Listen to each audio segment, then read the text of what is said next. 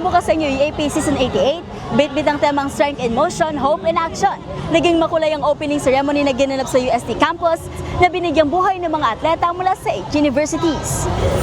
Binuksan ng University of Santo Tomas ang UAAP Season 88 sa pamamagitan ng isang engranding Olympic-inspired ceremony sa kanilang campus sa Maynila. Ayon sa Campus Safety and Security Office, umabot sa kabuoang bilang na 36,629 ang dumalo sa pagdiriwang, kabilang ang mga atleta, opisyal at mga taga-suporta mula sa mga miyembrong paaralan ng UAAP at mismong Tomasian community. Pinangunahan ni two-time Olympian at Tomasian pole vaulter EJ Obiena ang symbolic cauldron lighting, kasama ang dating Golden Tigers' captain na si Cici Rondina, Season 70 Men's Basketball MVP Jervy Cruz at dating Tiger Jocoda Sid Desi na naglingkod bilang mga torchbearer. I started competing in the UAAP, and there are the giants and the best of the best. The country's athletes compete, and I'm just one of them. I'm just a kid competing for UST, trying to deliver the points that I believe I could contribute, and finally being able to open such an event is a really huge moment for me. Not just because it's a full circle. It's like I was part of this. Like I was basically one of the kids, and now I'm finally be able to look forward to in front of the next generation. Sobrang grateful na maging part ako ng opening ngayon sa Season 88, di ba? Tama. Tapos, masaya kasi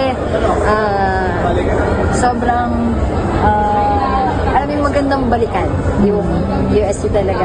Lalong-lalo na maganda yung memories na na-create mo dito, most especially sa career mo. So, masaya at naging parte and invite ako dito. Actually, hindi ko in-expect na makakasama ako dito kasi may mga trainings and laro din kami. So, buti na insert sa schedule. Para sa akin, isang karangalan na makasama dito sa opening natin.